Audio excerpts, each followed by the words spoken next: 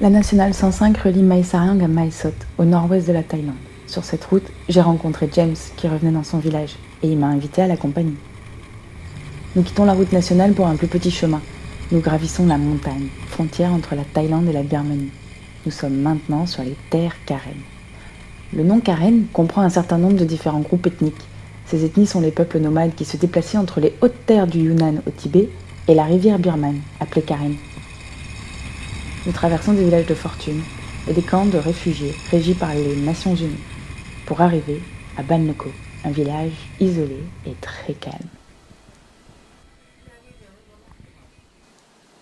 Aujourd'hui, c'est un jour férié. C'est le jour de l'an. Pour fêter ça, le peuple Karen se réunit en famille pour partager de bons moments et profiter de bons repas. Voici James.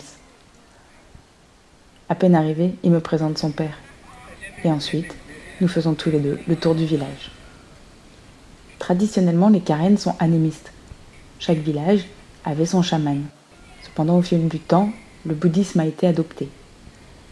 Au temple de Le Co, je rencontre 2 moines qui sont responsables de l'éducation morale ici. Au point culminant du village, tout près de la stupa, Bouddha veille sur Ban Le Co. L'école est fermée aujourd'hui, mais elle est la fierté de tous les villageois. L'éducation est très importante ici, en particulier l'apprentissage de l'anglais pour pouvoir communiquer avec les étrangers.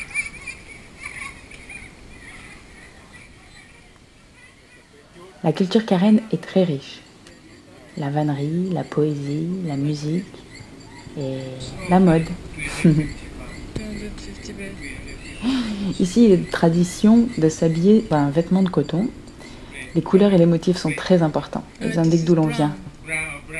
L'habit raconte qui l'on est. Blue.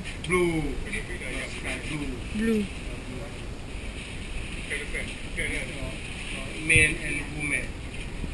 L'agriculture est bien sûr l'activité principale du village. Elle comprend la production de coton, de riz, de sésame, de légumes et de fruits. Ici, c'est du café. Il s'agit de la phase de nettoyage. Le café est écossé avant de sécher au soleil, puis il sera vendu pour torréfaction.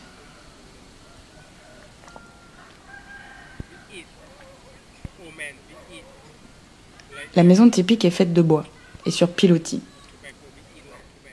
Traditionnellement, une pièce suffisait. Aujourd'hui, certaines maisons ont plusieurs pièces. Dans le milieu de la maison, il y a le feu, celui qui éclaire, celui qui réchauffe et celui sur lequel on cuisine, bien sûr. La famille dort à même le sol, sur de fins matelas ou dans des hamacs. Au réveil, on range tout pour laisser la place libre aux activités du jour.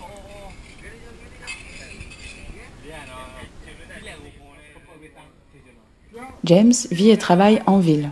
Lors de ses retours au village, il raconte et explique la vie urbaine.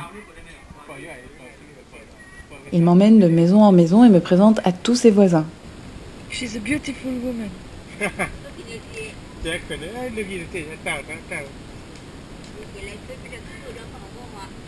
Il traduit également toutes les questions et réponses de nos conversations. Et bien que je ne comprends pas tout ce qui est dit, j'apprécie chaque sourire et chaque éclat de rire de ces gens chaleureux.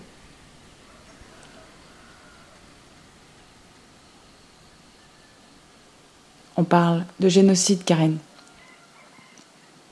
La junte birmane aimerait que les Karen disparaissent pour confisquer leurs terres et leurs richesses. En réponse, le gouvernement thaïlandais propose de nationaliser les Karen pour leur propre sécurité. Les Karen, eux, souhaitent garder intact leur nom et leurs traditions.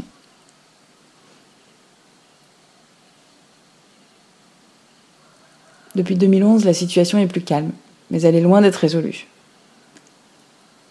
Malheureusement, tous les villages Karen ne jouissent pas de la tranquillité de Ban Le Co.